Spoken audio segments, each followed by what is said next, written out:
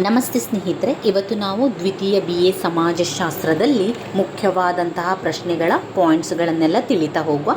ಈಗಾಗಲೇ ನಾನು ನಿಮಗೆ ಬ್ಲಾಕ್ 1ರಲ್ಲಿ ಬರುವಂತಹ 6 ಘಟಕಗಳ ಮುಖ್ಯವಾದ ಪ್ರಶ್ನೆಗಳ ಪಾಯಿಂಟ್ಸ್ಗಳನ್ನು ತಿಳಿಸಿದ್ದೆ. ಬ್ಲಾಕ್ 2ರಲ್ಲಿ ಬರುವಂತಹ ಘಟಕಗಳ ಎಲ್ಲ ಮುಖ್ಯವಾದ ಪ್ರಶ್ನೆಗಳ ಪಾಯಿಂಟ್ಸ್ಗಳನ್ನು ಕೂಡ ನಿಮಗೆ ನಾನು ತಿಳಿಸಿದ್ದೆ. ಇವತ್ತಿನ ವಿಡಿಯೋದಲ್ಲಿ ಬ್ಲಾಕ್ 3ರಲ್ಲಿ ಬರುವಂತಹ ಮುಖ್ಯವಾದ ಪ್ರಶ್ನೆಗಳನ್ನು ನೋಡ್ತಾ ಹೋಗುವ. ಪುಟ ಸಂಖ್ಯೆ 209ಕ್ಕೆ ಬನ್ನಿ. ಪುಟ ಸಂಖ್ಯೆ 209ರಿಂದ ಬ್ಲಾಕ್ 3 ಬರ್ತದೆ. 209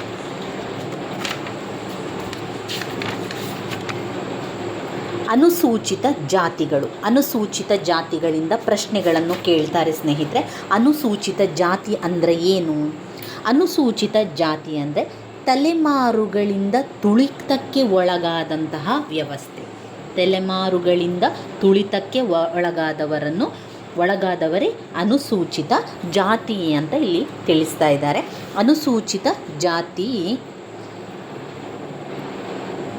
ಅನುಸೂಚಿತ ಜಾತಿಯವರ ಸಾಮೀಪ್ಯ ಅಥವಾ ಸ್ಪರ್ಶದಿಂದ ಉಚ್ಚ ಜಾತಿಯವರಿಗೆ ಮೈಲಿಗೆ ಉಂಟಾಗುತ್ತದೆ. ಈ ರೀತಿಯ ಕೆಲವೊಂದು ಆಧಾರಗಳನ್ನು ಅನುಸೂಚಿತ ಜಾತಿ ಎಂದು ಗುರುತಿಸಲು ಸೈಮನ್ ಆಯೋಗವು ಹಲವು ಆಧಾರಗಳನ್ನು ತಿಳಿಸಿರುವಂಥದ್ದು ಕಾಣ್ಬೋದು. ಇಲ್ಲಿ ಅದರ ವ್ಯಾಖ್ಯೆಯನ್ನು ನಾವು ನೋಡುವುದಾದರೆ DN ಮಂಜುದಾರರು ಅನುಸೂಚಿತ ಜಾತಿಯನ್ನು ಹೇಳಿದ್ದಾರೆ? ಸಾಂಪ್ರದಾಯಿಕವಾಗಿ ಉಚ್ಚ ಜಾತಿಗಳ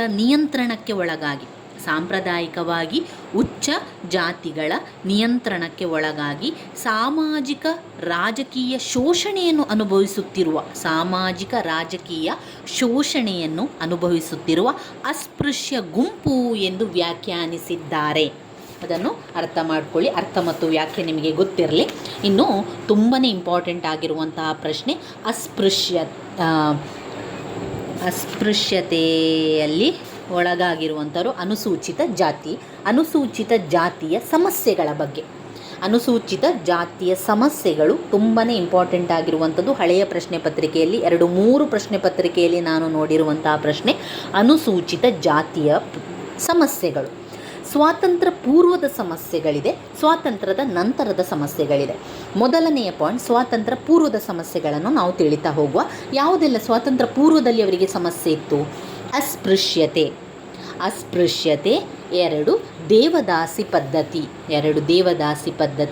ಬೆತ್ತಲೆ ಸೇವೆ, ಕಡಿಮೆ ಮಟ್ಟದ ಸ್ಥಾನಮಾನ, ಶೈಕ್ಷಣಿಕ ಅನರ್ಹತೆಗಳು, ರಾಜಕೀಯ ವಂಚನೆ, ಧಾರ್ಮಿಕ ವಂಚನೆ. ಅವರಿಗೆ ರಾಜಕೀಯದಲ್ಲಿ ಸ್ಥಾನ ಇರಲಿಲ್ಲ, ಧಾರ್ಮಿಕ ಕ್ಷೇತ್ರಕ್ಕೆ ಹೋಗುವ ಹಾಗಿರಲಿಲ್ಲ.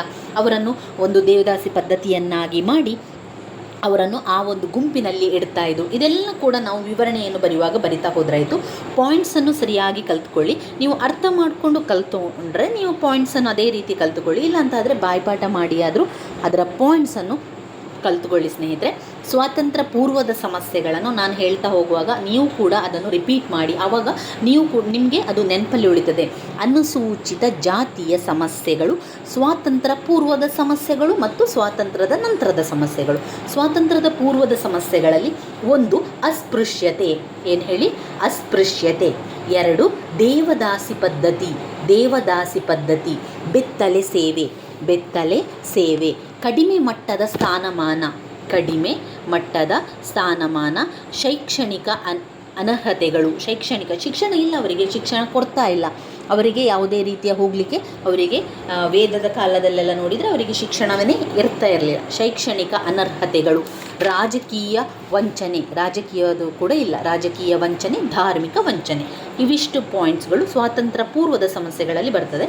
ಇನ್ನು ಸ್ವಾತಂತ್ರ್ಯದ ನಂತರ ಸಮಸ್ಯೆಗಳನ್ನು ನಾವು ನೋಡಿದರೆ ದೇವದಾಸಿ ಮತ್ತು ಬೆತ್ತಲೆ ಸೇವೆ, ಅಸ್ಪೃಶ್ಯತೆ, ಗ್ರಾಮೀಣ ಹಿನ್ನೆಲೆ, ಶೈಕ್ಷಣಿಕ ಸಮಸ್ಯೆಗಳು, ಜಾತಿ ಘರ್ಷಣೆಗಳು, ಖಾಸಗೀಕರಣ. ಸ್ವಾತಂತ್ರ್ಯದ ನಂತರದ ಸಮಸ್ಯೆಗಳು ದೇವದಾಸಿ ಮತ್ತು ಬೆತ್ತಲೆ ಸೇವೆ. 2 ಅಸ್ಪೃಶ್ಯತೆ, ಗ್ರಾಮೀಣ ಹಿನ್ನೆಲೆ, ಶೈಕ್ಷಣಿಕ ಸಮಸ್ಯೆಗಳು, ಜಾತಿ ಘರ್ಷಣೆಗಳು, ಖಾಸಗೀಕರಣ, ಪರಿಶಿಷ್ಟ ಜಾತಿಗಳ ಜನರ ನಡುವೆ ಇರುವ ಸ್ಪರ್ಧೆಗಳು, ಅವರ ಜಾತಿಯ ನಡುವೆ ಇರುವಂತಹ ಸ್ಪರ್ಧೆಗಳು ಮತ್ತು ಘರ್ಷಣೆಗಳು, ಅವರ ಒಂದು ಜಾತಿಯ ನಡುವೆ. ಕೆಳಮಟ್ಟದ ಔದ್ಯೋಗಿಕ ಸ್ಥಾನಮಾನ, ಕೆಳಮಟ್ಟದ ಔದ್ಯೋಗಿಕ ಸ್ಥಾನಮಾನ, ಇವಿಷ್ಟು ಅನುಸೂಚಿತ ಜಾತಿಯವರ ಸಮಸ್ಯೆ. ಸ್ವಾತಂತ್ರ್ಯ ಪೂರ್ವದ ಸಮಸ್ಯೆಗಳು ಮತ್ತು ಸ್ವಾತಂತ್ರ್ಯ ನಂತರದ ಸಮಸ್ಯೆಗಳು. ಮತ್ತೊಮ್ಮೆ ಪಾಯಿಂಟ್ಸ್ ಹೇಳ್ತಾ ಹೋಗ್ತಾನೆ.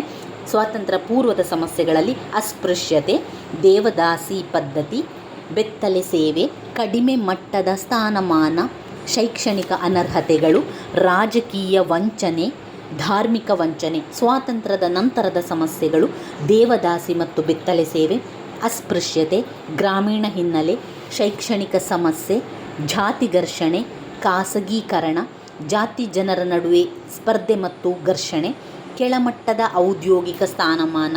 ಕೆಳಮಟ್ಟದ ಔದ್ಯೋಗಿಕ ಸ್ಥಾನಮಾನ ಬರುವಂಥದ್ದು ಅದು ತುಂಬಾ ಮುಖ್ಯವಾಗಿರುವಂಥ ಪ್ರಶ್ನೆ.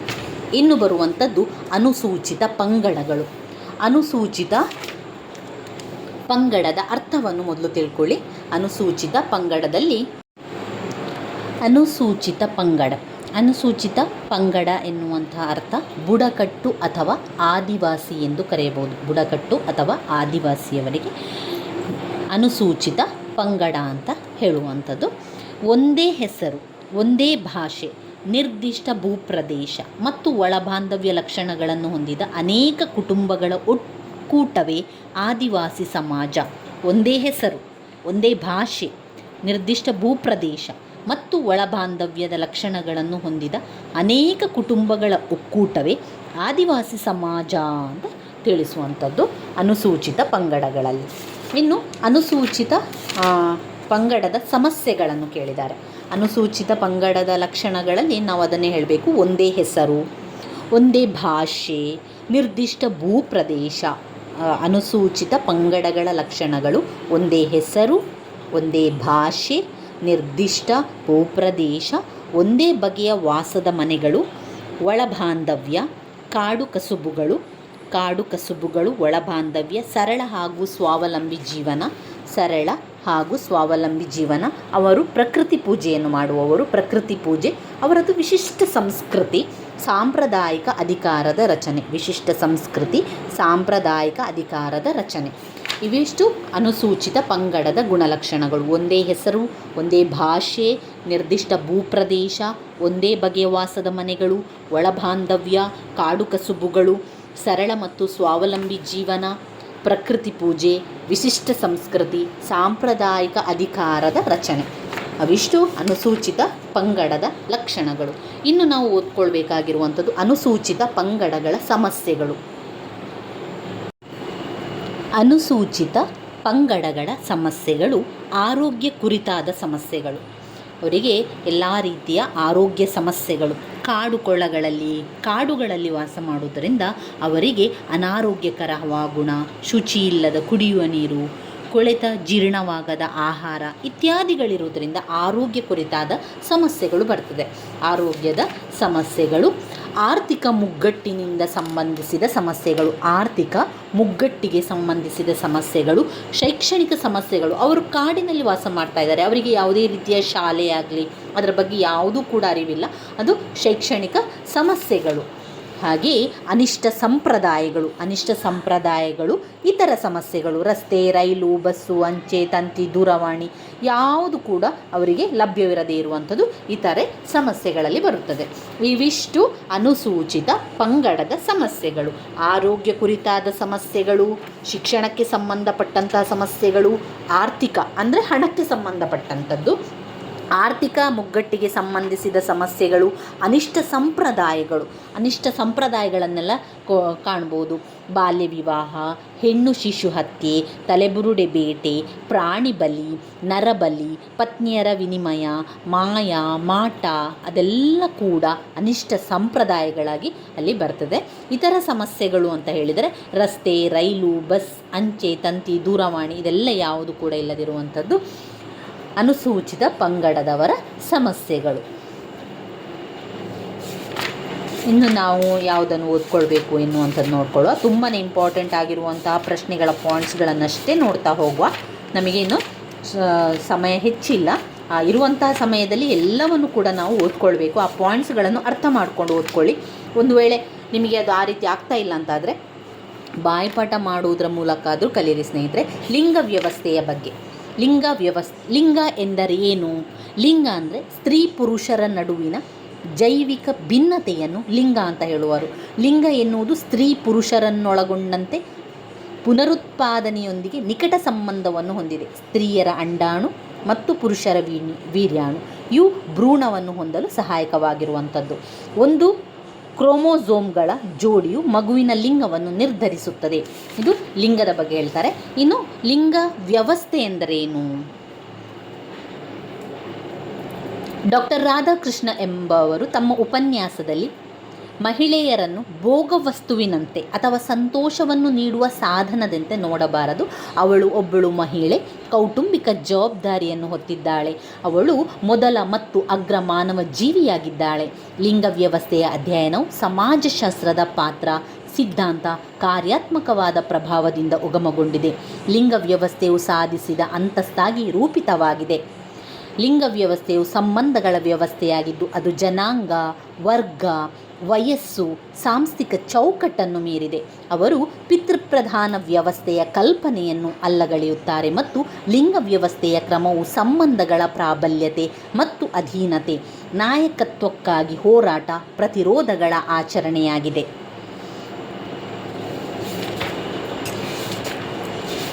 ಇವಿಷ್ಟು ಅದರಲ್ಲಿ ನಿಮಗೆ ಗೊತ್ತಿರಲಿ. ಇನ್ನು ಇದರಲ್ಲಿ ಲಿಂಗ ವ್ಯವಸ್ಥೆಯ ಶ್ರಮ ವಿಭಜನೆ ಅಂತ ಕೇಳಿದ್ದಾರೆ. ಲಿಂಗ ವ್ಯವಸ್ಥೆಯ ಶ್ರಮ ವಿಭಜನೆಯಲ್ಲಿ ಲಿಂಗ ವ್ಯವಸ್ಥೆ ಶ್ರಮ ವಿಭಜನೆ ಪರಿಕಲ್ಪನೆ ವಿಶಾಲ ಅರ್ಥದಲ್ಲಿ ಮಹಿಳೆಯರ ಕೆಲಸಗಳನ್ನು ಸೂಚಿಸಲು ಬಳಸಲಾಗುತ್ತಿದೆ. ಪುರುಷರ ಕೆಲಸಕ್ಕಿಂತ ಮಹಿಳೆಯರ ಕೆಲಸ ಕಡಿಮೆ ಪ್ರಾಮುಖ್ಯತೆಯನ್ನು ಪಡೆಯುತ್ತಾ ಇದೆ. ಬೇಟೆಯಾಡುವ ಹಂತ ವಿಕಾಸದಲ್ಲಿ ಗಮನಿಸಬಹುದು. ಪುರುಷರು ಬೇಟೆಯಾಡುವಂಥದ್ದು, ಮಹಿಳೆಯರು ಮನೆಯಲ್ಲಿ ಇರುವಂಥದ್ದು. ಪುರುಷರು ಬೇಟೆಯಾಡಿ ಆಹಾರವನ್ನು ಒದಗಿಸಿದರೆ ಮಹಿಳೆಯರು ಮಕ್ಕಳ ಲಾಲನೆ, ಪೋಷಣೆ, ಮನೆ ನೋಡಿಕೊಳ್ಳುವಂಥದ್ದು. ಪುರುಷರು ದೈಹಿಕವಾಗಿ ಬಲಾಢ್ಯರಿದ್ದು ಶಕ್ತಿ ಸಾಮರ್ಥ್ಯ ಹೊಂದಿದ್ದರೆ ಮಹಿಳೆಯರು ಗರ್ಭಧಾರಣೆ, ಉಪಚಾರ, ಪುನರುತ್ಪಾದನೆ ಪಾತ್ರವನ್ನು ನಿರ್ವಹಿಸುವಂಥ ಹೊಣೆಯನ್ನು ಹೊತ್ತಿದ್ದಾರೆ. ಜೈವಿಕ ವ್ಯತ್ಯಾಸ, ಪಿತೃಪ್ರಧಾನ ವ್ಯವಸ್ಥೆ, ಪುರುಷ ಪ್ರಧಾನತೆಯನ್ನು ಕಾಣ್ಬೋದು. ಇಲ್ಲಿ 3 ಅಂಶ, ಲಿಂಗ ವ್ಯವಸ್ಥೆಯ ಸಂಬಂಧಪಟ್ಟಂತೆ 3 ಅಂಶಗಳನ್ನು ನೀವು ಬರೆಯಿರಿ. ಲಿಂಗ ವ್ಯವಸ್ಥೆಯ ಶ್ರಮ ವಿಭಜನೆಗೆ ಬಂದಾಗ ಒಂದು ದುಡಿಮೆ, ಅಧಿಕಾರ, ವೈಯಕ್ತಿಕ ಮತ್ತು ಲೈಂಗಿಕ ಸಂಬಂಧಗಳು. ದುಡಿಮೆ, ಅಧಿಕಾರ, ವೈಯಕ್ತಿಕ ಮತ್ತು ಲೈಂಗಿಕ ಸಂಬಂಧಗಳು ಲಿಂಗ ವ್ಯವಸ್ಥೆಯ ಶ್ರಮ ವಿಭಜನೆಯಲ್ಲಿ ಬರಿಬೇಕಾಗಿರುವಂಥದ್ದು. ಇನ್ನು ಇದರಲ್ಲಿ ನಾವು ಓದ್ಕೊಳ್ಬೇಕಾಗಿರುವಂಥದ್ದು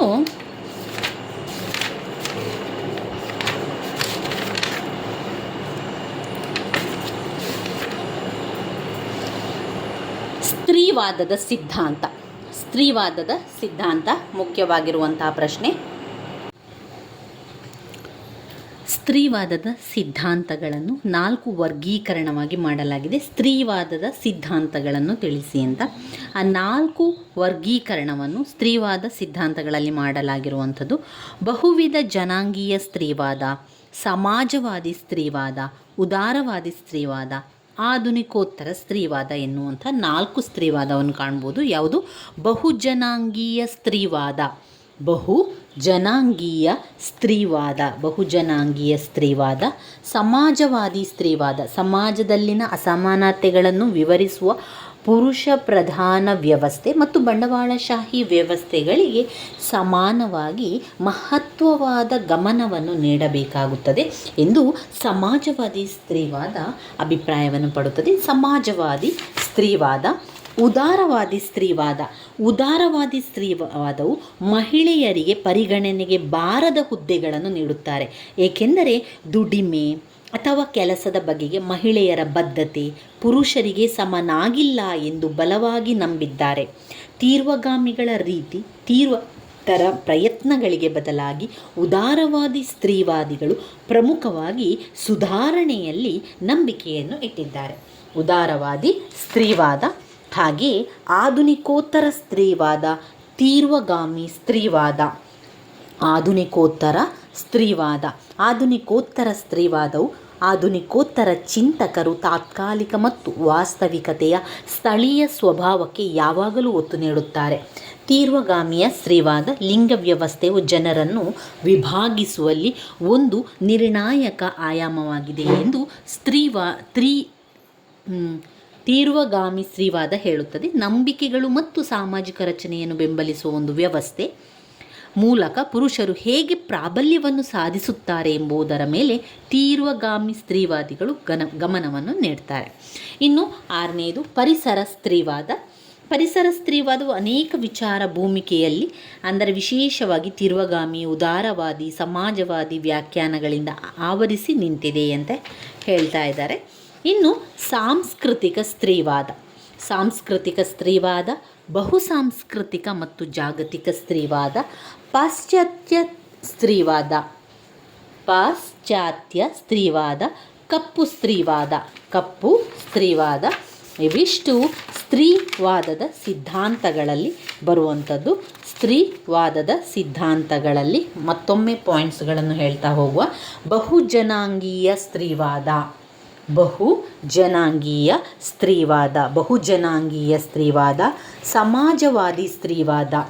ಸಮಾಜವಾದಿ ಸ್ತ್ರೀವಾದ, ಬಹುಜನಾಂಗೀಯ ಸ್ತ್ರೀವಾದ, ಸಮಾಜವಾದಿ ಸ್ತ್ರೀವಾದ, ಉದಾರವಾದಿ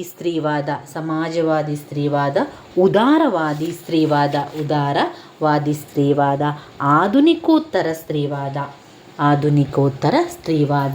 ತೀವ್ರಗಾಮಿ ಸ್ತ್ರೀವಾದ, ಪರಿಸರ ಸ್ತ್ರೀವಾದ.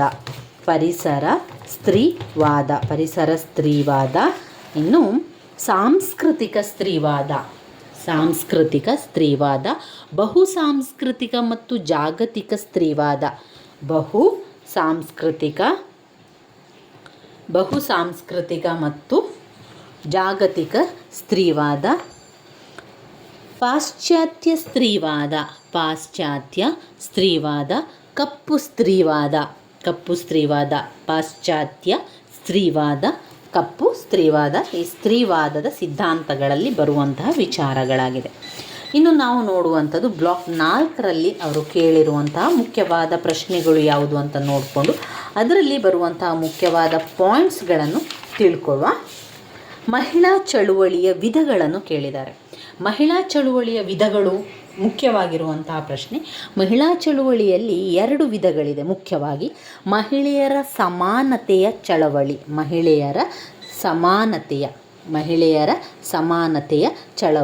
ಮತ್ತೊಂದು ಮಹಿಳೆಯರ ವಿಮೋಚನೆಯ ಚಳವಳಿ, ಹಾಗೆ ಮಹಿಳೆಯರ ವಿಮೋಚನೆಯ ಚಳವಳಿಯಾಗಿರುವಂಥದ್ದು. ಮಹಿಳಾ ಸಮಾನತೆಯ ಚಳುವಳಿ ಅಂದರೆ ಎಲ್ಲ ಮಹಿಳೆಯರಿಗೆ ಸಮಾನತೆಯನ್ನು ಒದಗಿಸುವಂಥದ್ದು, ಎಲ್ಲ ವಿಚಾರಗಳಲ್ಲಿ ಸಮಾನತೆಯನ್ನು ಕೊಡುವಂಥದ್ದು. ರಾಜಕೀಯ ವಿಷಯದಲ್ಲಿ ಸಮಾನತೆ, ಆರ್ಥಿಕವಾಗಿ ಸಮಾನತೆ, ಸಾಮಾಜಿಕವಾಗಿ ಸಮಾನತೆ. ನಾವು ಮಹಿಳಾ ಚಳುವಳಿಯ ವಿಧಗಳನ್ನು ಬರೀಬೇಕಾದ್ರೆ ಈ 2 ಮುಖ್ಯ ಪಾಯಿಂಟ್ಸನ್ನು ಮೊದಲಿಗೆ ಬರೆಯಿರಿ.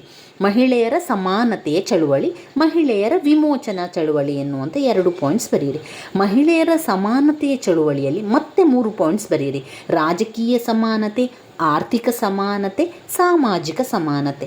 ಮಹಿಳೆಯರ ವಿಮೋಚನಾ ಚಳುವಳಿಯಲ್ಲಿ ಶ್ರಮ ವಿಭಜನೆ ಮತ್ತು ಲಿಂಗ ತಾರತಮ್ಯ ಎನ್ನುವಂಥ 2 ವಿಷಯವನ್ನು ಬರೆಯಿರಿ. ಶ್ರಮ ವಿಭಜನೆಯನ್ನು ಮಾಡುವಂಥದ್ದು. ಈಗ ಶ್ರಮ ವಿಭಜನೆ ಅಂದರೆ ಏನು? ನಾವು ಹೆಣ್ಣು ಮಕ್ಕಳಿಗೆ ಒಂದು ಕೆಲಸವನ್ನು ಕೊಡುವಂಥದ್ದು, ಗಂಡು ಮಕ್ಕಳಿಗೆ ಒಂದು ಕೆಲಸವನ್ನು ಕೊಡುವಂಥದ್ದು. ಕೆಲವು ಸಂದರ್ಭಗಳಲ್ಲಿ ಏನು ಹೇಳ್ತಾರೆ, ಅದು ಗಂಡು ಮಕ್ಕಳಿಗೆ ಆಗುವಂಥ ಕೆಲಸ ನಿಮ್ಮಿಂದ ಸಾಧ್ಯ ಇಲ್ಲ, ಹೆಣ್ಣು ಮಕ್ಕಳಿಗೆ ಆಗಲಿಕ್ಕಿಲ್ಲ. ಹೆಣ್ಣು ಮಕ್ಕಳು ಮಾಡುವಂತಹ ಕೆಲಸ ಅದನ್ನು ಗಂಡು ಮಕ್ಕಳಿಗೆ ಸಾಧ್ಯ ಇಲ್ಲ. ಈ ರೀತಿ ಶ್ರಮವನ್ನು ವಿಭಜನೆ ಮಾಡ್ತಾರಲ್ಲ, ಇದು ಮಹಿಳೆಯರ ವಿಮೋಚನಾ ಚಳುವಳಿಯಲ್ಲಿ ಬರುವಂಥದ್ದು. ಶ್ರಮ ವಿಭಜನೆಯನ್ನು ಮಾಡ್ತಾ ಇರುವಂಥದ್ದು. ಹಾಗೆ ಲಿಂಗ ತಾರತಮ್ಯವನ್ನು ಮಾಡುವಂಥದ್ದು. ಇದೇ ವಿಚಾರವಾಗಿ ಲಿಂಗ ತಾರತಮ್ಯ ಅಂತ ಹೇಳಿದ ಕೂಡಲೇ ಹೆಣ್ಣು ಗಂಡನ್ನು ತಾರತಮ್ಯ ಮಾಡಿ ನೋಡುವಂಥದ್ದು. ಹೆಣ್ಣು ಮಕ್ಕಳಿಗೆ ಇದು ನಿಮಗಲ್ಲ, ಇದು ಅವರಿಗೆ, ನೀವು ಅಲ್ಲಿ ಹೋಗುವಾಗಿಲ್ಲ, ಇದು ಗಂಡು ಮಕ್ಕಳು ಮಾತ್ರ ಹೋಗುವಂಥದ್ದು. ಇದೆಲ್ಲ ಕೂಡ ವಿಚಾರ ಲಿಂಗ ತಾರತಮ್ಯದಲ್ಲಿ ಬರ್ತದೆ. ಮಹಿಳಾ ಚಳುವಳಿಯ ವಿಧಗಳಲ್ಲಿ 2 ವಿಧಗಳನ್ನು ಬರೀಬೇಕು. ಒಂದು ಮಹಿಳೆಯ ಸಮಾನತೆಯ ಚಳವಳಿ, 2 ಮಹಿಳೆಯರ ವಿಮೋಚನಾ ಚಳುವಳಿ. ನೆನ್ಪಿಟ್ಕೊಳ್ಳಿ, ಮತ್ತೊಮ್ಮೆ ಬಾಯಲ್ಲಿ ಹೇಳಿ. ಮಹಿಳೆಯರ ಸಮಾನತೆಯ ಚಳುವಳಿ, 2 ಮಹಿಳೆಯರ ವಿಮೋಚನಾ ಚಳುವಳಿ. ಮಹಿಳೆಯರ ಸಮಾನತೆಯ ಚಳುವಳಿ ನೀವೇನು ಬರಿಬೇಕು? ರಾಜಕೀಯ ಸಮಾನತೆ, ಆರ್ಥಿಕ ಸಮಾನತೆ, ಸಾಮಾಜಿಕ ಸಮಾನತೆ. ಅಂದರೆ ರಾಜಕೀಯ ಕ್ಷೇತ್ರದಲ್ಲಿ ಎಲ್ಲರಿಗೂ ಸಮಾನತೆಯನ್ನು ಕೊಡಬೇಕು. ಈಗ ಗಂಡು ಮಕ್ಕಳಿಗೆ ಅದೊಂದು ಕೊಡುವಂಥದ್ದು, ಗಂಡು ಮಕ್ಕಳಿಗೆ ಎಲ್ಲ ಮಂತ್ರಿ ಪದವಿಯನ್ನು ಕೊಡುವಂಥದ್ದು ಹೆಣ್ಣು ಮಕ್ಕಳಿಗೆ ಕೊಡಲಿಕ್ಕಿಲ್ಲ, ಈ ರೀತಿಯ ಒಂದು ಮಾಡಬಾರ್ದು. ಸಮಾನತೆಯನ್ನು ಕೊಡಬೇಕು. ಆರ್ಥಿಕವಾಗಿಯೂ ಕೂಡ ಹಾಗೆ ಅವರು ಪ್ರತಿಯೊಬ್ಬರು ಕೂಡ ಉದ್ಯೋಗಗಳನ್ನು ಮಾಡುವಂಥದ್ದು, ಆರ್ಥಿಕವಾಗಿ ದುಡಿಯುವಂಥದ್ದು, ಇದನ್ನೆಲ್ಲ ಆರ್ಥಿಕ ಸಮಾನತೆ ನೀಡಬೇಕು. ಸಾಮಾಜಿಕವಾಗಿ ಸಮಾಜದಲ್ಲಿ ಕೂಡ ಎಲ್ಲ ವಿಷಯಗಳಲ್ಲಿ ಅವರಿಗೆ ಸಮಾನತೆಯನ್ನು ಕೊಡಬೇಕು. ಇದು ಮಹಿಳೆಯರ ಸಮಾನತೆಯ ಚಳುವಳಿಯಲ್ಲಿ ಬರ್ತದೆ. ಮಹಿಳೆಯರ ವಿಮೋಚನಾ ಚಳುವಳಿಯಲ್ಲಿ ಶ್ರಮ ವಿಭಜನೆ ಮತ್ತು ಲಿಂಗ ತಾರತಮ್ಯವನ್ನು ಬರೀರಿ. ಅವಿಷ್ಟು ಗೊತ್ತಾದರೆ ನಿಮಗೆ ಮಹಿಳಾ ಚಳುವಳಿಯ ವಿಧಗಳನ್ನು ಕೇಳಿದರೆ ಆ ರೀತಿಯಾಗಿ ಬರಿತಾ ಹೋದ್ರಾಯ್ತು ಸ್ನೇಹಿತರೆ. 5 ಅಂಕಕ್ಕೆ ಬಂದಾಗ 1.5 ಪುಟದಷ್ಟು ಬರೆಯಿರಿ. ಹಾಗೆ 10 ಅಂಕಕ್ಕೆ ಬಂದರೆ 3ರಿಂದ 4 ಪುಟದಷ್ಟು ಬರೆಯಿರಿ. 15 ಅಂಕಕ್ಕೆ ಬಂದಾಗ ನಾವು 4ರಿಂದ 5 ಪುಟದಷ್ಟು ಬರಿಬೇಕಾಗ್ತದೆ.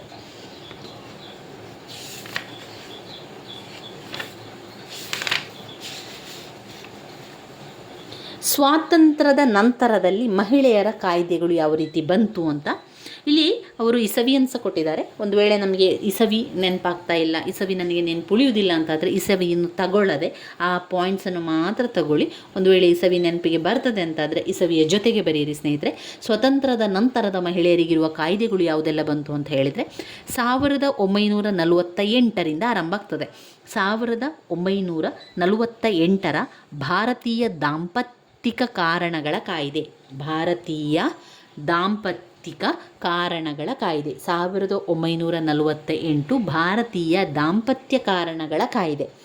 1954ರ ವಿಶೇಷ ವಿವಾಹ ಕಾಯ್ದೆ, 1954ರ ವಿಶೇಷ ವಿವಾಹ ಕಾಯ್ದೆ. 1954ರ ವಿಶೇಷ ವಿವಾಹ ಕಾಯ್ದೆಯ ಮೂಲಕ ಮಹಿಳೆಯರ ವಿಚ್ಛೇದನೆಯ ಕಾಯ್ದೆ. 1954ರ ವಿಶೇಷ ವಿವಾಹದ ಕಾಯ್ದೆಯ ಮೂಲಕ ಮಹಿಳೆಯರ ವಿಚ್ಛೇದನೆ ಕಾಯ್ದೆ. 1955ರ ಹಿಂದೂ ವಿವಾಹ ಕಾಯ್ದೆ, 1955ರ ಹಿಂದೂ ವಿವಾಹ ಕಾಯ್ದೆ. 1956ರ ಇದಾದ ನಂತರ ನೆಕ್ಸ್ಟ್ ವರ್ಷದಲ್ಲಿ ಇದೆಲ್ಲ ಒಂದೊಂದು ವರ್ಷದ ನೆಕ್ಸ್ಟ್ ಇದಕ್ಕಣ ನೆನಪಲ್ಲಿ ಇಟ್ಕೊಳ್ಬೋದು. 1954, 1955, 1956ರ ಹಿಂದೂ ದತ್ತು ಹಾಗೂ ಜೀವನಾಂಶ ಕಾಯ್ದೆ. ಹಿಂದೂ ದತ್ತು ಹಾಗೂ ಜೀವನಾಂಶ ಕಾಯ್ದೆ ಮತ್ತೊಮ್ಮೆ ಆರಂಭದಿಂದ ಹೇಳ್ತಾ ಹೋಗುವ. ಸ್ವಾತಂತ್ರ್ಯ ನಂತರದಲ್ಲಿ ಮಹಿಳೆಯರಿಗಿರುವಂತಹ ಕಾಯ್ದೆ 1948ರಿಂದ ಭಾರತೀಯ ದಾಂಪತ್ಯ ಕಾರಣದ ಕಾಯ್ದೆ. 1948 ಭಾರತೀಯ ದಾಂಪತ್ಯ ಕಾರಣಗಳ ಕಾಯ್ದೆ. 1954ರ ವಿಶೇಷ ವಿವಾಹ ಕಾಯ್ದೆ. 1954 ಪುನಃ 1954ರ ವಿಶೇಷ ವಿವಾಹದ ಕಾಯ್ದೆಯ ಮೂಲಕ ಮಹಿಳೆಯರ ವಿಚ್ಛೇದನ ಕಾಯ್ದೆ. 1955ರ ಹಿಂದೂ ವಿವಾಹ ಕಾಯ್ದೆ. 1955ರ ಹಿಂದೂ ವಿವಾಹ ಕಾಯ್ದೆ. 1956ರ ಹಿಂದೂ ದತ್ತು ಮತ್ತು ಜೀವನಾಂಶ ಕಾಯ್ದೆ. 1956ರ ಹಿಂದೂ ದತ್ತು ಹಾಗೂ ಜೀವನಾಂಶ ಕಾಯ್ದೆ. 1956ರ ಹಿಂದೂ ಉತ್ತರಾಧಿಕಾರ ಕಾಯ್ದೆ. 56 ಇರ್ತದೆ. ಒಂದು ಹಿಂದೂ ದತ್ತು ಹಾಗೂ ಜೀವನಾಂಶ ಕಾಯ್ದೆ 1956, ಪುನಃ 1956 ಇರುವಂಥದ್ದು 1956ರ ಹಿಂದೂ ಉತ್ತರಾಧಿಕಾರ ಕಾಯ್ದೆ. ನಂತರ 1961ಕ್ಕೆ ಬರ್ತೇವೆ. 61 2 ಸಲ ಮತ್ತು 71. 1961ರ ವರದಕ್ಷಿಣೆ ನಿಷೇಧ ಕಾಯ್ದೆ. 1961ರಲ್ಲಿ ವರದಕ್ಷಿಣೆಯ ನಿಷೇಧ ಕಾಯ್ದೆ. 1961ರ ತಾಯ್ತನದ ಸವಲತ್ತು ಕಾಯ್ದೆ, ತಾಯ್ತನದ ಮಾತೃತ್ವ, ತಾಯ್ತನದ ಸವಲತ್ತು ಕಾಯ್ದೆ. 1971ರ ವೈದ್ಯಕೀಯ ಗರ್ಭ ನಿವಾರಣಾ ಕಾಯ್ದೆ. 1971ರಲ್ಲಿ ವೈದ್ಯಕೀಯ ಗರ್ಭ ನಿವಾರಣಾ ಕಾಯ್ದೆ. 1956ರಲ್ಲಿ ಅನೈತಿಕ ವ್ಯವಹಾರಗಳ ಪ್ರತಿಬಂಧಕ ಕಾಯ್ದೆ. 1956ರ ಅನೈತಿಕ ವ್ಯವಹಾರಗಳ ಪ್ರತಿಬಂಧಕ ಕಾಯ್ದೆ. 1984 ಬಂದೆವು ನಾವೀಗ. 1984ರ ಕುಟುಂಬ ನ್ಯಾಯಾಲಯ ಕಾಯ್ದೆ. 1984ರ ಕುಟುಂಬ ನ್ಯಾಯಾಲಯ ಕಾಯ್ದೆ. 1986ರ ವರದಕ್ಷಿಣೆ ನಿಷೇಧ ಕಾಯ್ದೆ. 1986ರ ವರದಕ್ಷಿಣೆ ನಿಷೇಧ ಕಾಯ್ದೆ. ನಂತರ 1987ಕ್ಕೆ ಬಂದೆವು. ಸತಿ ಸಮಿತಿ ಕಾಯ್ದೆ. 1987ರ ಸತಿ ಸಮಿತಿ ಕಾಯ್ದೆ. 1987ರ ಮಹಿಳೆಯರ ಅಶ್ಲೀಲ ಪ್ರದರ್ಶನದ ಪ್ರತಿಬಂಧಕ ಕಾಯ್ದೆ. 1987ರ ಮಹಿಳೆಯರ ಅಶ್ಲೀಲ ಪ್ರದರ್ಶನ ಪ್ರತಿಬಂಧಕ ಕಾಯ್ದೆ. ಇನ್ನು 2001ರಲ್ಲಿ ಭಾರತೀಯ ಉತ್ತರಾಧಿಕಾರತ್ವ ಕಾಯ್ದೆ. 2001 ಭಾರತೀಯ ಉತ್ತರಾಧಿಕಾರ ಕಾಯ್ದೆ. 2001ರ ವಿವಾಹ ಕಾನೂನು ಕಾಯ್ದೆ. 2001ರ ಭಾರತೀಯ ವಿಚ್ಛೇದನ ಕಾಯ್ದೆ. 2004ರಲ್ಲಿ ಹಿಂದೂ ಉತ್ತರಾಧಿಕಾರದ ತಿದ್ದುಪಡಿ ಕಾಯ್ದೆಯನ್ನು ಮಾಡಿದರು. 2004 ಹಿಂದೂ ಉತ್ತರಾಧಿಕಾರದ ತಿದ್ದುಪಡಿ ಕಾಯ್ದೆ, 2005 ಕೌಟುಂಬಿಕ ದೌರ್ಜನ್ಯ ಕಾಯ್ದೆ, 2005 ಕೌಟುಂಬಿಕ ದೌರ್ಜನ್ಯದ ಕಾಯ್ದೆ, ಕೌಟುಂಬಿಕ ದೌರ್ಜನ್ಯ ಕಾಯ್ದೆ ಅವಿಷ್ಟು ಆ ವಿಚಾರದಲ್ಲಿ ಬರುವಂಥದ್ದು. ಇನ್ಯಾವುದು ಓದ್ಕೊಳ್ಬೇಕು, ಯಾವ ಪಾಯಿಂಟ್ಸ್ಗಳನ್ನು ನಾವು ಕಲಿಬೇಕು, ಇನ್ನು ಬರುವಂಥದ್ದು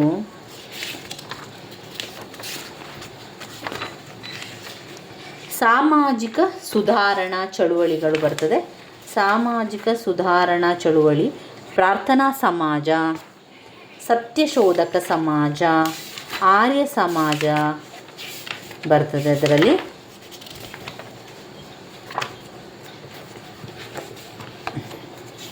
ನಾವು ಈಗ ಘಟಕ ಎಲ್ಲಿದ್ದೇವೆ,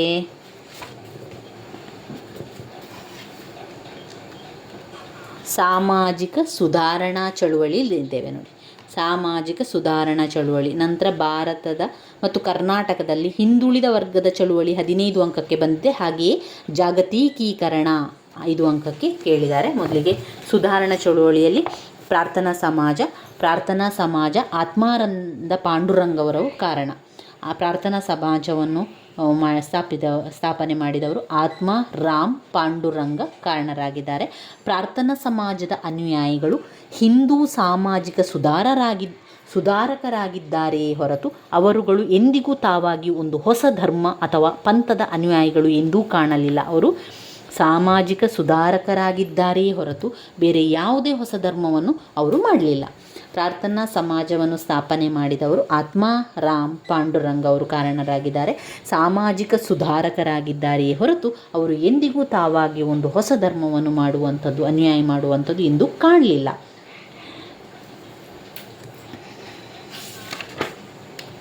ಇಲ್ಲಿ ಮುಖ್ಯವಾಗಿ ಅವರು ಕೆಲವು ಒಂದು ಸಂಘಟನೆಗಳನ್ನು ಸ್ಥಾಪನೆ ಮಾಡಿದ್ದಾರೆ. ಅದೊಂದು ನಿಮಗೆ ನೆನಪಿದ್ರೆ ಅದನ್ನೇ ಬಂದಾಗ, ಒಂದು ವೇಳೆ 5 ಅಂಕಕ್ಕೆ ಬಂದಾಗ ಅದಕ್ಕೆ ಪಾಯಿಂಟ್ಸ್ಗಳನ್ನು ಬರಿಬೋದು.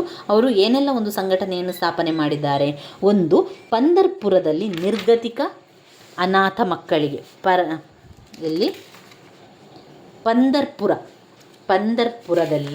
ಪಂದರ್ಪುರದಲ್ಲಿ ನಿರ್ಗತಿಕ ಅನಾಥ ಮಕ್ಕಳಿಗೆ ಹಾಗೂ ಪರಿತ್ಯಜಿತ ಮಹಿಳೆಯರಿಗೆ ಅನಾಥ ಶಿಶು ಆಲಯ ಮತ್ತು ಅನಾಥಾಲಯವನ್ನು ಮಾಡಿದ್ದಾರೆ. ಯಾರಿಗೆಲ್ಲ? ಅನಾಥ ಮಕ್ಕಳಿಗೆ ಮತ್ತು ಪರಿತ್ಯಜನೆ ಮಾಡಿದಂತಹ ಮಹಿಳೆಯರಿಗೆ ಅನಾಥ ಶಿಶುವಾಲಯ ಮತ್ತು ಅನಾಥಾಲಯ ಮಾಡಿದ್ದಾರೆ. 2, ರಾತ್ರಿ ಶಾಲೆಗಳನ್ನು ಸ್ಥಾಪನೆ ಮಾಡಿದ್ದಾರೆ. 3, ವಿಧವೆಯರ ಗೃಹಗಳನ್ನು ಮಾಡಿದ್ದಾರೆ. 4, ವಂಚಿತ ವರ್ಗಗಳ ಅಭ್ಯುದಯಕ್ಕಾಗಿ ಹೋರಾಟವನ್ನು ಮಾಡಿರುವಂಥದ್ದು. ಇಲ್ಲಿ ಒಂದು ವೇಳೆ ಪ್ರಾರ್ಥನಾ ಸಮಾಜದ ಬಗ್ಗೆ 5 ಅಂಕಕ್ಕೆ ಬಂದಾಗ ನೀವು ಏನು ಬರೀಬೇಕು ಅಂದರೆ, ಪ್ರಾರ್ಥನಾ ಸಮಾಜವನ್ನು ಸ್ಥಾಪನೆ ಮಾಡಿದವರು ಆತ್ಮಾರಾಮ್ ಪಾಂಡುರಂಗರವರು. ಅವರ ಕೆಲವು ಸಂಘಟನೆಗಳನ್ನು ಹೇಳಬೇಕು. ಅವರು ಮೊದಲನೇದಾಗಿ ಪಂದರ್ಪುರದಲ್ಲಿ ನಿರ್ಗತಿಕ ಅನಾಥ ಮಕ್ಕಳಿಗೆ ಹಾಗೂ ಪರಿತ್ಯಜನೆ ಮಾಡಿದಂತಹ ಮಹಿಳೆಯರಿಗೆ ಒಂದು ಅನಾಥ ಶಿಶು ಆಲಯ ಮತ್ತು ಅನಾಥಾಲಯವನ್ನು ಮಾಡಿದ್ದಾರೆ. 2 ರಾತ್ರಿ ಶಾಲೆಗಳನ್ನು ತೆರೆದಿದ್ದಾರೆ. ಅಲ್ಲದೆ ವಿಧವೆಯರಿಗೆ ಮನೆಗಳನ್ನು ಮಾಡಿಕೊಟ್ಟಿರುವಂಥದ್ದು. ಹಾಗೆ 4ನೇದು ವಂಚಿತ ವರ್ಗಗಳ ಅಭ್ಯುದಯಕ್ಕಾಗಿ ಚಳುವಳಿಯನ್ನು ಮಾಡಿದ್ದಾರೆ. ವಂಚಿತ ವರ್ಗದ ಅಭ್ಯುದಯಕ್ಕಾಗಿ ಅವರು ಹೋರಾಟವನ್ನು ಮಾಡಿರುವಂಥದ್ದು. ಅವಿಷ್ಟು ವಿಚಾರ ನಿಮಗೆ ಗೊತ್ತಿರಲಿ.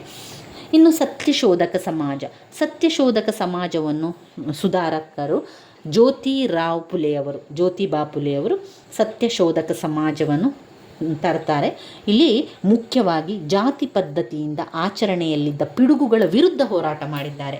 ಭಾರತದಲ್ಲಿರುವಂಥ ಜಾತಿ ಪದ್ಧತಿ ಇದೆಯಲ್ಲ, ಆ ಜಾತಿ ಪದ್ಧತಿಯಂಥ ಪಿಡುಗುಗಳು, ಅನಿಷ್ಟ ಪದ್ಧತಿಗಳನ್ನು ಹೋಗಲಾಡಿಸಲಿಕ್ಕೆ ಅವರು ಹೋರಾಟವನ್ನು ಮಾಡಿರುವಂಥದ್ದು. ಆ ಒಂದು ವಿಚಾರ ನೆನಪಿಲ್ಲ.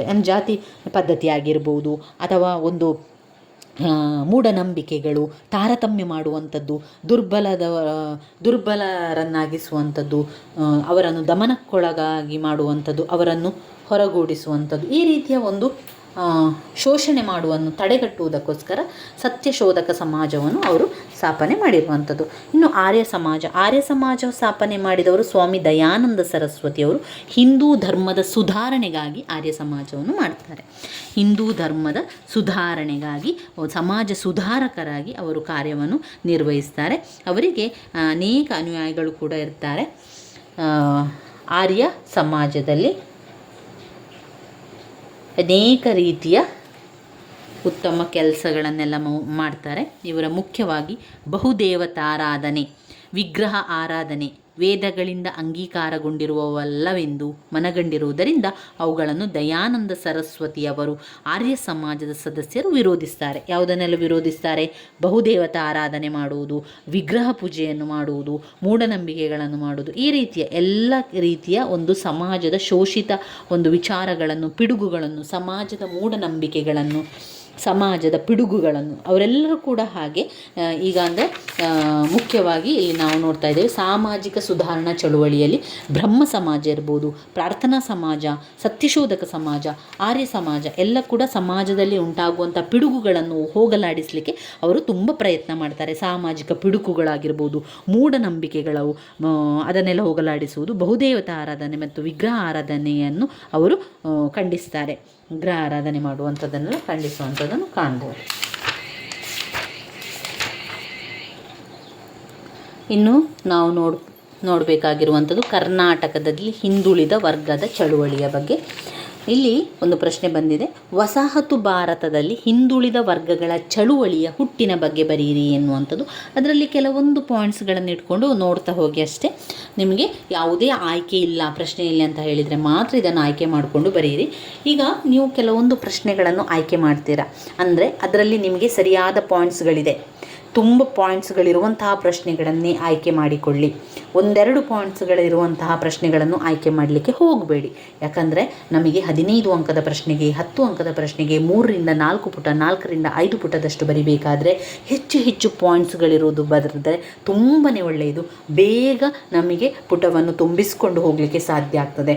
ಒಂದೆರಡು ಪಾಯಿಂಟ್ಸ್ಗಳಿದ್ದರೆ ಆ ಒಂದೆರಡು ಪಾಯಿಂಟ್ಸ್ಗಳನ್ನೇ 3-4 ಪುಟಕ್ಕೆ ವಿವರಿಸಬೇಕಾಗ್ತದೆ.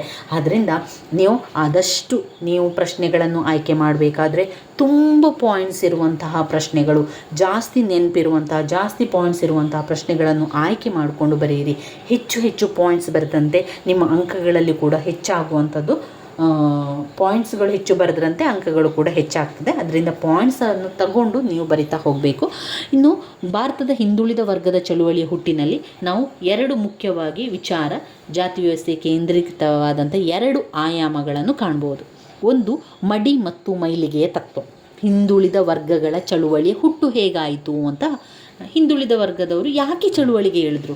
ಯಾಕಂದರೆ ಅವರಿಗೆ ಸರಿಯಾಗಿ ಯಾವುದೇ ಸಮಾನತೆಯನ್ನು ಕೊಡ್ತಾ ಇರಲಿಲ್ಲ. ಅವರಿಗೆ ಶೋಷಣೆ ಮಾಡ್ತಾಯಿದ್ದು, ಅವರನ್ನು ಯಾವಾಗಲೂ ಒಂದು ದೂರದಲ್ಲಿಟ್ಟು, ಎಲ್ಲ ಒಂದು ಕೆಲಸಕ್ಕೂ ಕೂಡ ಅವರನ್ನು ದೂರದಲ್ಲಿಟ್ಟು ಬಿಡ್ತಾಯಿದ್ರು. ಆದ್ದರಿಂದ ಅವರು ಅದಕ್ಕೆಲ್ಲ ಬೇಸತ್ತು ಅವರು ಹೋರಾಟಕ್ಕೆ ಇಳಿತಾರೆ. ಯಾವ ಕಾರಣದಿಂದ? ಒಂದು ಮಡಿ ಮತ್ತು ಮೈಲಿಗೆ ತತ್ವ, ಮಡಿ ಮತ್ತು ಮೈಲಿಗೆ ಆ ಒಂದು ತತ್ವದಿಂದ. ಆಮೇಲೆ ಅಂತಸ್ತು ಮತ್ತು ಅಧಿಕಾರದ ನಡುವೆ ಇರುವ ಬೇರ್ಪಡಿಕೆ, ಅಂತಸ್ತು ಮತ್ತು ಅಧಿಕಾರದ ನಡುವೆ ಇರುವ ವಿಚಾರ, ಅಂತಸ್ತು ಮತ್ತು ಅಧಿಕಾರದವಿರುವ ವಿಚಾರ, ಮಡಿ ಮತ್ತು ಮೈಲಿಗೆ ವಿಚಾರ, ಈ 2 ವಿಚಾರಗಳು ಹಿಂದುಳಿದ ವರ್ಗದ ಚಳುವಳಿ ಹುಟ್ಟಿಗೆ ಕಾರಣ ಆಗ್ತದೆ. ಶ್ರೇಣೀಕೃತ ಮಾಡುವಂಥದ್ದು, ಅವರ ಶೋಷಣೆಯನ್ನು ಮಾಡುವಂಥದ್ದು, ಏಣಿ ಶ್ರೇಣಿಗಳನ್ನು ಹುಟ್ಟುಹಾಕುವಂಥದ್ದು, ಈ ಎಲ್ಲ ಕಾರಣಗಳಿಂದ ನಾವು ಬರಿತಾ ಹೋಗಬೇಕು. ಇನ್ನೊಂದು ಮುಖ್ಯವಾದ ಪ್ರಶ್ನೆ ನೋಡಿ, ಮಂಡಲಾಯೋಗ. ಮಂಡಲಾಯೋಗ ಅಂದರೆ ಏನು? ಮಂಡಲಾಯೋಗದಲ್ಲಿ ಹಿಂದುಳಿದ ವರ್ಗಗಳನ್ನು ಗುರುತಿಸಲು ಅಳವಡಿಸಿಕೊಳ್ಳುವಂಥ ಮಾನದಂಡಗಳು ಯಾವುದು? ಇಷ್ಟು ವಿಚಾರ ನಿಮಗೆ ಗೊತ್ತಿರಬೇಕು. 10 ಅಂಕಕ್ಕೆ ಬಂದಾಗ ನಮಗೆ ಬರೀಲಿಕ್ಕೆ ಸಹಾಯ ಆಗ್ತದೆ. ಒಮ್ಮೆ ನಾನು ಹೇಳ್ತಾ ಹೋಗ್ತೇನೆ ಮಂಡಲಾಯೋಗ ಅಂದರೆ ಏನು ಅಂತ.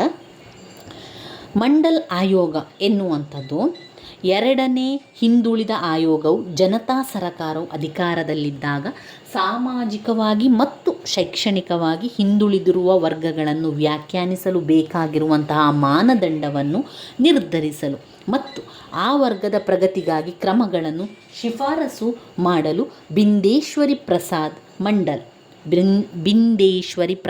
ಮಂಡಲ್ ಅವರು ಅಧ್ಯಕ್ಷತೆಯಲ್ಲಿ ಡಿಸೆಂಬರ್ 20, 1978 ರಚಿಸಲ್ಪಟ್ಟಿರುವಂತಹ ಮಂಡಲಾಯೋಗವು ರಾಜಕೀಯ ಕ್ಷೇತ್ರದಲ್ಲಿನ ತ್ವರಿತವಾದ ಪಲ್ಲಟಗಳಿಗೆ ಸಾಕ್ಷಿಯಾಯಿತು. ಸಮಿತಿಯ ರಚನೆ ಮತ್ತು ವರದಿ ಸಲ್ಲಿಸುವಿಕೆಯ ಅವಧಿಯ ನಡುವೆ 3 ಪ್ರಧಾನ ಮಂತ್ರಿಗಳು ಅಧಿಕಾರವನ್ನೇರಿದರು. ಹಿಂದುಳಿದ ವರ್ಗಗಳನ್ನು ಗುರುತಿಸಲು ಅಳವಡಿಸಿಕೊಂಡಂತಹ ಮಾನದಂಡವೇ ಮಂಡಲಾಯೋಗ. ಮಂಡಲಾಯೋಗವನ್ನು ಯಾಕೆ ಮಾಡಿದು? ಹಿಂದುಳಿದ ವರ್ಗದವರು ಯಾರು? ಹಿಂದುಳಿದ ವರ್ಗದವರನ್ನು ಗುರುತಿಸಲಿಕ್ಕೋಸ್ಕರ, ಗುರುತಿಸುವುದಕ್ಕೆ ಹಿಂದುಳಿದ ವರ್ಗಗಳನ್ನು ಗುರುತಿಸುವ ಸಲುವಾಗಿ ಅಳವಡಿಸಲಾಗಿರುವಂತಹ ಒಂದು ಮಾನದಂಡವೇ ಮಂಡಲಾಯೋಗ. ಮಂಡಲಾಯೋಗವು ಹಿಂದುಳಿದ ವರ್ಗಗಳನ್ನು ಗುರುತಿಸಲು 11 ಮಾನದಂಡಗಳನ್ನು ಗುರುತಿಸಿ ಅವುಗಳನ್ನು 3 ವರ್ಗಗಳನ್ನಾಗಿ ಮಾಡ್ತದೆ. ಒಟ್ಟಾರೆಯಾಗಿ ನಿಮಗೆ ಗೊತ್ತಿರಬೇಕು ಮಂಡಲಾಯೋಗ ಯಾಕೆ ಮಾಡಿದ್ದಾರೆ.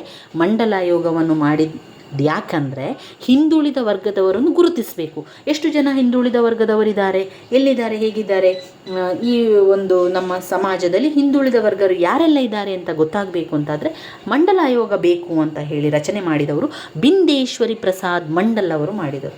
ಒಂದು ಆಯೋಗವನ್ನು ಮಾಡಿದರು, ಅದಕ್ಕೆ ಹೆಸರು ಮಂಡಲಾಯೋಗ ಎನ್ನುವಂಥದ್ದು.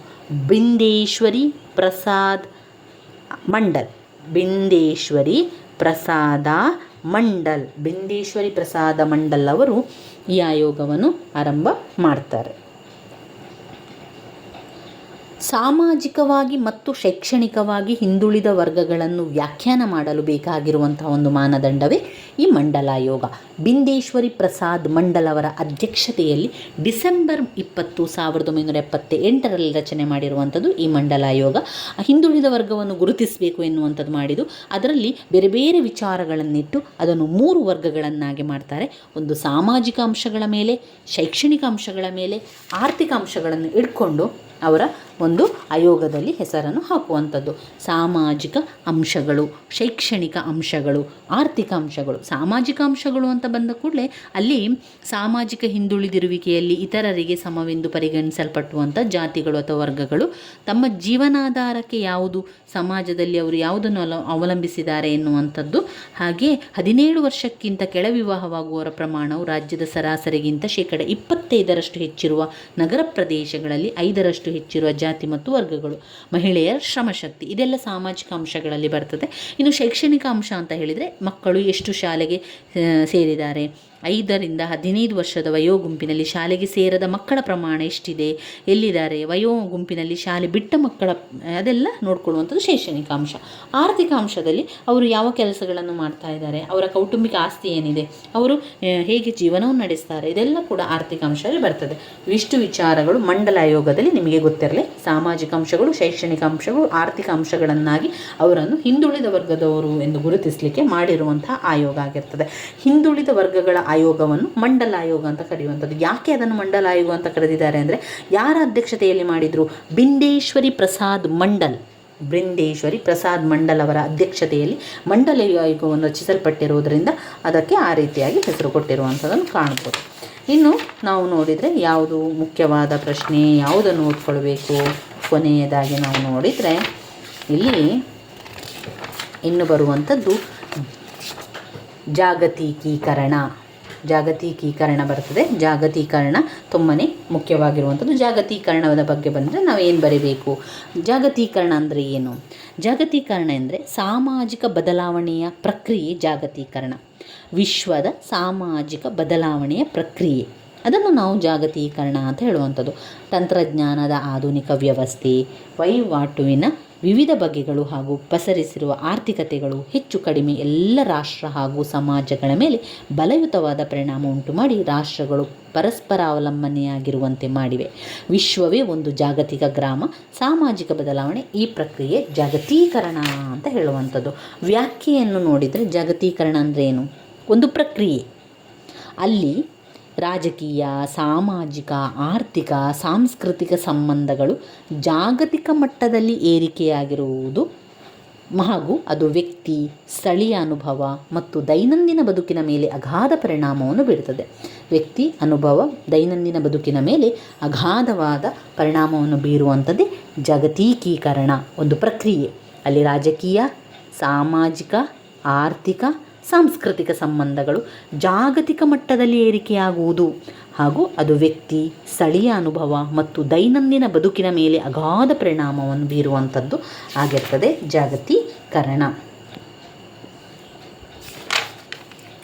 ವ್ಯಾಖ್ಯೆ ಆಯಿತು. ಇನ್ನು ಜಾಗತೀಕರಣದ ಬಗ್ಗೆ ಅದರ ವಿಶ್ಲೇಷಣೆ, 5 ವಿಶ್ಲೇಷಣೆಗಳಿದೆ. ಒಂದು ಅಂತಾರಾಷ್ಟ್ರೀಕರಣ. ಜಾಗತೀಕರಣ ಪ್ರಕ್ರಿಯೆಯ 5 ವಿಶ್ಲೇಷಣೆಗಳೆಂದರೆ ಅಂತಾರಾಷ್ಟ್ರೀಕರಣ, ಉದಾರೀಕರಣ, ಸಾರ್ವತ್ರೀಕರಣ, ಆಧುನೀಕರಣ, ಪ್ರಾದೇಶಿಕ ಸ್ಥಿತ್ಯಂತರ. ಅದರ ವಿಶ್ಲೇಷಣೆಯಲ್ಲಿ 5 ಪಾಯಿಂಟ್ಸ್ಗಳು ಬರ್ತದೆ. ಒಂದು ಅಂತಾರಾಷ್ಟ್ರೀಕರಣ, ಉದಾರೀಕರಣ, ಅಂತಾರಾಷ್ಟ್ರೀಯಕರಣ, ಉದಾರೀಕರಣ, ಸಾರ್ವತ್ರೀಕರಣ, ಆಧುನೀಕರಣ ಮತ್ತು ಪ್ರಾದೇಶಿಕ ಸ್ಥಿತ್ಯಂತರಗಳು ಬರ್ತದೆ. ಅದು ಎಲ್ಲ ರೀತಿಯ ಆಯಾಮಗಳಲ್ಲಿ ನೋಡಿಕೊಂಡು ಆ ಆಯಾಮಗಳನ್ನು ಒಂದು ತಂತ್ರಜ್ಞಾನ, ಜಾಗತೀಕರಣ ಆಗಲಿಕ್ಕೆ ಒಂದು ತಂತ್ರಜ್ಞಾನ ಅವಶ್ಯಕ. ತಂತ್ರಜ್ಞಾನದಿಂದ ಆಗುವಂಥದ್ದು ಒಂದು ತಂತ್ರಜ್ಞಾನ. 2 ಆರ್ಥಿಕತೆ, ತಂತ್ರಜ್ಞಾನ, ಆರ್ಥಿಕತೆ, ಸಂಸ್ಕೃತಿ, ರಾಜಕೀಯ. ತಂತ್ರಜ್ಞಾನ, ಆರ್ಥಿಕತೆ, ಸಂಸ್ಕೃತಿ, ರಾಜಕೀಯ. ಈ ಇಷ್ಟು ವಿಚಾರಗಳು ನೀವು ಜಾಗತೀಕರಣದಲ್ಲಿ ಬರೆಯಿರಿ. ತಂತ್ರಜ್ಞಾನ, ಆರ್ಥಿಕತೆ, ಸಂಸ್ಕೃತಿ, ರಾಜಕೀಯ. ಇವಿಷ್ಟು ಪಾಯಿಂಟ್ಸಲ್ಲಿ ಅದರಲ್ಲಿ ಸಾಕು. ಇವಿಷ್ಟು ಆದರೆ ನಮ್ಮ ಸಂಪೂರ್ಣವಾದ ಸಮಾಜಶಾಸ್ತ್ರದ ಅಧ್ಯಯನವು ಮುಗಿಯುತ್ತದೆ. ನಾವು ಇದರಲ್ಲಿ ಸಂಪೂರ್ಣವಾಗಿ ಬ್ಲಾಕ್ 3 ಮತ್ತು ಬ್ಲಾಕ್ 4ರಲ್ಲಿ ಬರುವಂತಹ ಮುಖ್ಯವಾದಂತಹ ಪ್ರಶ್ನೆಗಳ ಪಾಯಿಂಟ್ಸ್ಗಳನ್ನು ತಿಳ್ಕೊಂಡಿದ್ದೇವೆ ಸ್ನೇಹಿತರೆ. ಎಲ್ಲವನ್ನು ಕೂಡ ನೋಡಿಕೊಳ್ಳಿ. ಆರಾಮದಲ್ಲಿ ಎಲ್ಲ ಪ್ರಶ್ನೆಗೂ ಕೂಡ ಉತ್ತರವನ್ನು ಬರೆದು ಬನ್ನಿ. ಯಾವುದೇ ಪ್ರಶ್ನೆಗೆ ಉತ್ತರವನ್ನು ಬರೆಯದೆ ಬರಬೇಡಿ, ಸ್ಕಿಪ್ ಮಾಡಬೇಡಿ. ಎಲ್ಲದಕ್ಕೂ ಕೂಡ ಉತ್ತರವನ್ನು ಬರೆದು ಬನ್ನಿ. ಫಾಸ್ಟಾಗಿ ಉತ್ತರವನ್ನು ಬರೆಯಿರಿ. ಎಲ್ಲ ಕೂಡ ಕವರ್ ಮಾಡಲಿಕ್ಕೆ ಸಾಧ್ಯ ಆಗ್ತದೆ. ನೀವು ನಿಧಾನ ಮಾಡಿದ ತಕ್ಷಣ ನಿಮಗೆ ಕೊನೆಯದಾದ ಪ್ರಶ್ನೆಗಳಿಗೆ ಉತ್ತರವನ್ನು ಬರೀಲಿಕ್ಕೆ ಸಮಯ ಕಮ್ಮಿ ಆಗ್ತದೆ. ಅದರಿಂದ ಫಾಸ್ಟಾಗಿ ಉತ್ತರವನ್ನು ಬರಿತಾ ಹೋಗಬೇಕು. ಪಾಯಿಂಟ್ಸ್ ರೀತಿಯಲ್ಲಿ ಉತ್ತರವನ್ನು ಬರೀರಿ. ಸ್ವಲ್ಪ ಪರಿಚಯವನ್ನು ಮಾಡಿ ಅದರ ಅರ್ಥವನ್ನು ಬರೀರಿ. ಪಾಯಿಂಟ್ಸ್ ಬರೆದು ನಂತರ ಪಾಯಿಂಟ್ಸನ್ನು ವಿವರಿಸ್ತಾ ಹೋಗಿ. 5 ಅಂಕಕ್ಕೆ 1.5 ಪುಟದಷ್ಟು, 10 ಅಂಕಕ್ಕೆ 3ರಿಂದ 4 ಪುಟದಷ್ಟು, 15 ಅಂಕಕ್ಕೆ 4ರಿಂದ 5 ಪುಟದಷ್ಟು ಬರೆಯಿರಿ. ನಿಮಗೆ ಸಮಯ ಇದೆ ಅಂತ ಆದರೆ ಇನ್ನೂ ಕೂಡ ಹೆಚ್ಚಿನ ಪುಟಗಳ ವಿವರಣೆಯನ್ನು ಬರಿಬೋದು. ಇಷ್ಟೇ ಬರೀರಿ ಅಂತ ಯಾವುದೇ ರೀತಿಯ ನಿಯಮ ಇಲ್ಲ. ಆದರೆ ನಾನು ಯಾಕೆ ಅದನ್ನು ಹೇಳ್ತಾ ಇದ್ದೇನೆ ಅಂದರೆ, ಸಮಯವನ್ನು ಹೊಂದಾಣಿಕೆ ಮಾಡಿಕೊಂಡು ನಾನು ಆ ಒಂದು ಪುಟವನ್ನು ಹೇಳ್ತಾ ಇದ್ದೇನೆ ಅಷ್ಟೇ ಹೊರತು ನಿಮಗೆ ಹೆಚ್ಚು ಕೂಡ ಬರಿಬೋದು, ಕಡಿಮೆ ಕೂಡ ಬರಿಬೋದು. ಅದು ನಿಮ್ಮ ಇಷ್ಟ ಅಥವಾ ನಿಮ್ಮ ಒಂದು ವಿವರಣೆ ಕೊಡುವಂತಹ ಶೈಲಿಯಲ್ಲಿರುವಂಥದ್ದು. ಹೆಚ್ಚು ಅಂಕಗಳು ನೀವು ಪಡಿಬೇಕು ಅಂತಾದರೆ ಹೆಚ್ಚು ವಿವರಣೆಯನ್ನು ನೀವು ಬರಿಬೇಕು. ಆ ಪಾಯಿಂಟ್ಸ್ಗಳನ್ನು ಇಟ್ಕೊಂಡು ಜಾಸ್ತಿ ಎಲ್ಲವನ್ನು ಕೂಡ ಹೆಚ್ಚಾಗಿ ಬರಿತಾ ಹೋಗಬೇಕು. ಇನ್ನು ಪ್ರಶ್ನೆಗಳನ್ನು ಆಯ್ಕೆ ಮಾಡಿಕೊಳ್ಳುವಾಗ ಕೂಡ ಅಷ್ಟೇ, ಪಾಯಿಂಟ್ಸ್ ಇರುವಂತಹ ಪ್ರಶ್ನೆಗಳನ್ನಷ್ಟೇ ಮೊದಲಿಗೆ ಆಯ್ಕೆ ಮಾಡಿಕೊಳ್ಳಿ. ಒಂದು ವೇಳೆ ಯಾವುದೂ ಕೂಡ ನಿಮಗೆ ಅದರಲ್ಲಿ ಹೆಚ್ಚು ಪಾಯಿಂಟ್ಸ್ಗಳಿರುವಂಥದ್ದು ನಿಮಗೆ ಸಿಗಲಿಲ್ಲ ಅಂತಾದರೆ ಮಾತ್ರ ಕಡಿಮೆ ಪಾಯಿಂಟ್ಸ್ ಇರುವಂಥದ್ದನ್ನು ಆಯ್ಕೆ ಮಾಡಿಕೊಳ್ಳಿ. ಇಲ್ಲ ಅಂತಾದರೆ ತುಂಬ ಪಾಯಿಂಟ್ಸ್ ನೀವು ಓದ್ಕೊಂಡಿರುವಂಥ ತುಂಬ ಪಾಯಿಂಟ್ಸ್ ಇರುವಂತಹ ಪ್ರಶ್ನೆಗಳನ್ನೇ ಆಯ್ಕೆ ಮಾಡಿಕೊಳ್ಳಿ. ಈ ರೀತಿಯಾಗಿ ಕೆಲವೊಂದು ಪರೀಕ್ಷೆಯ ವಿಷಯಗಳಲ್ಲಿ ಕೆಲವೊಂದು ಯೋಚನೆಗಳನ್ನು ಮಾಡಿಕೊಂಡು ಬರಿತಾ ಹೋದರೆ ಪರೀಕ್ಷೆಗಳು ಕಷ್ಟ ಆಗೋದಿಲ್ಲ. ಎಲ್ಲ ಕೂಡ ಸುಲಭನೇ ಇರ್ತದೆ. ಪಾಯಿಂಟ್ಸ್ಗಳನ್ನಷ್ಟು ಸರಿಯಾಗಿ ಕಲಿಯಿರಿ. ನಿಮಗೆ ಎಷ್ಟು ಸಮಯ ಇದೆ ಇನ್ನು ಅಷ್ಟು ಸಮಯದಲ್ಲಿ ಎಲ್ಲ ಪಾಯಿಂಟ್ಸ್ಗಳನ್ನು ಬಾಯ್ಪಾಠ ಆದರೂ ಮಾಡ್ಕೊಳ್ಳಿ, ಅರ್ಥ ಆದರೂ ಮಾಡಿಕೊಂಡು ಓದ್ಕೊಳ್ಳಿ ಸ್ನೇಹಿತರೆ. ನನ್ನ ವೀಡಿಯೋಸ್ ಎಲ್ಲ ನಿಮಗೆ ಇಷ್ಟ ಆಗ್ತಾ ಇದ್ದರೆ ಲೈಕ್ ಕೊಡಿ, ಶೇರ್ ಮಾಡಿ, ಹಾಗೆ ಸಬ್ಸ್ಕ್ರೈಬ್ ಮಾಡಲಿಕ್ಕೆ ಮರಿಬೇಡಿ ಸ್ನೇಹಿತರೆ. ಧನ್ಯವಾದಗಳು.